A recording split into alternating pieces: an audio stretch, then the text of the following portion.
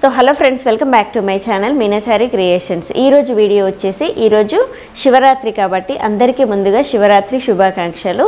So pregnancy వాళ్ళకి ఒక doubt ఉంటుందన్నమాట, ఈ ప్రెగ్నెన్సీలో మనము పూజ చేయొచ్చా అండ్ ఎన్ని రోజులు చేయాలి, ఇంకా ఈరోజు కంప్లీట్గా ఫాస్టింగ్ అండ్ నైట్ జాగారం కూడా చేస్తూ ఉంటాం కదా. సో ఉపవాసం ఇంకా జాగారం అనేది చేయొచ్చా లేదా అనేసి చాలామందికి డౌట్ ఉంటుంది. సో దాని గురించే ఈరోజు వీడియోలో నేను క్లియర్గా ఎక్స్ప్లెయిన్ చేస్తాను. సో ప్రెగ్నెన్సీలో ఉన్నప్పుడు మీరు పూజలు అన్నీ కూడా చేసుకోవచ్చు, కానీ కొంచెం టెంపుల్స్కి వెళ్ళేటప్పుడు చూసుకొని వెళ్ళండి. 6 మంత్స్ లోపు వరకు మనం అన్నీ కూడా చేయొచ్చు. 6 మంత్స్ తర్వాత నుంచి కొంచెం టెంపుల్కి వెళ్ళొద్దని చెప్తూ ఉంటారు. కానీ దగ్గరలో ఉన్న టెంపుల్స్కి కింద ఉన్నాయి, పైన కొండ పైన ఇలా కాకుండా కింద ఉన్న వాటికైతే మీరు ఖచ్చితంగా వెళ్ళొచ్చు, నో ప్రాబ్లం. కానీ కొబ్బరికాయ కొట్టడం ఇలాంటివి చేయకండి. అండ్ దాని తర్వాత ఇంట్లో పూజ అయితే మామూలుగా చేసుకోవచ్చు, కానీ ఫాస్టింగ్ అనేది మీరు గుర్తుపెట్టుకోవాలి. ప్రెగ్నెన్సీలో ఉన్నప్పుడు ఫాస్టింగ్ అనేది ఇలాంటివి చేయకూడదన్నమాట. కానీ మీరు ఉన్నంత వరకు ఉండండి, కంప్లీట్గా అవాయిడ్ చేయొద్దు. ఫుడ్ అనేది అవాయిడ్ చేయకుండా fruits and dry fruits, nuts ఇలాంటివి తీసుకుంటూ అండ్ జ్యూసెస్ తాగుతూ మీరు ఉన్నంత వరకు ఉండండి.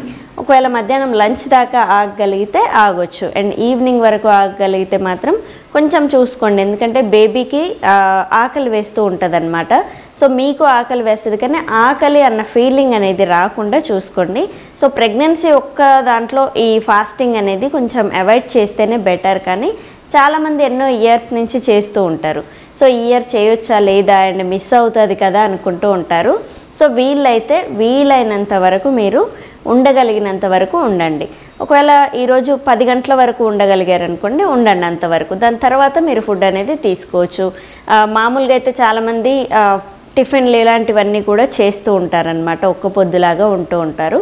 సో ఇలా అయినా మీరు ఉండొచ్చు, టిఫిన్ చేయొచ్చు. అండ్ మధ్యాహ్నం లంచ్ టైంలో కూడా ఇప్పుడు పొద్దున్నుంచి ఫ్రూట్స్తో ఇలా ఉండండి. మధ్యాహ్నం లంచ్ టైంకి ఏదైనా ఒక టిఫిన్ చేసి ఈవినింగ్ ఇంకా మీరు డిన్నర్ అయితే చేసేయచ్చు. సో అది రైస్ కూడా తీసుకోవచ్చు, చపాతీ ఇలాంటివి తీసుకోవచ్చు. కానీ మ్యాక్సిమం అవాయిడ్ చేయండి. ఏదో మేము ఎప్పటి నుంచో ఉంటున్నాం కదా, ఉండాలనిపిస్తుంది అనుకునే వాళ్ళైతే మాత్రం మీరు ఉండగలిగినంతసేపు ఉండండి. ఫ్రూట్స్ అండ్ ఏదైనా ఒక ఫ్లూయిడ్, పాలు తాగుతూ ఇలా ఏది చేసినా కానీ హెల్దీ ఫుడ్ తీసుకుంటూ, కాఫీ, టీ ఇలాంటివి తీసుకుంటూ ఫాస్టింగ్ అనేది ఉండొద్దు. సో మామూలు వాళ్ళైనా సరే, ప్రెగ్నెన్సీ వాళ్ళైతే ఇంకా జాగ్రత్తగా ఉండాలి. సో అసిడిటీ ఫామ్ అయ్యి గ్యాస్ట్రిక్ అనేది ప్రాబ్లం అనేది ఖచ్చితంగా వస్తుంది ప్రెగ్నెన్సీలో. సో ఖచ్చితంగా మీరు ఫుడ్ తీసుకుంటూనే ఫాస్టింగ్ అనేది ఉండండి. అంటే ఫాస్టింగ్ అంటే న్యాచురల్ ఫుడ్ తీసుకుంటూ, పండ్లు ఇంకా ఉడకబెట్టినవి ఏవైనా, అండ్ ఈవినింగ్ టైంలో చిలగడ దుంప తీసుకుంటారు. దాని గురించి కూడా ఆల్రెడీ వీడియో షేర్ చేశాను, తినొచ్చా లేదా అనేసి.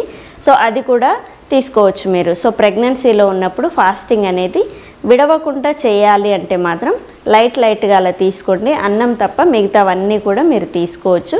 లేదు నేను ఉండలేకపోతున్నాను అని అంటే మాత్రం మీరు ఉండగలిగినంతసేపు ఉండండి. సో చూసారు కదా ఈరోజు వీడియో, ప్రెగ్నెన్సీలో ఉన్నప్పుడు ఫాస్టింగ్ చేయొచ్చా లేదా అండి, ఎలా చేయాలి. అండ్ పూజలు అని అంటే మనం ఇంట్లో మామూలుగా దీపారాధన అనేది చేసుకోవచ్చు. సో గుళ్ళకి వీలైతే వెళ్ళండి, లేదంటే ఇంట్లోనే ఇల్లు శుద్ధి చేసుకొని పూజ చేసుకోవడం చాలా మంచిది. సో చూసారు కదా ఈరోజు video, and thank you. Please subscribe my channel Meenachari creations. Thank you.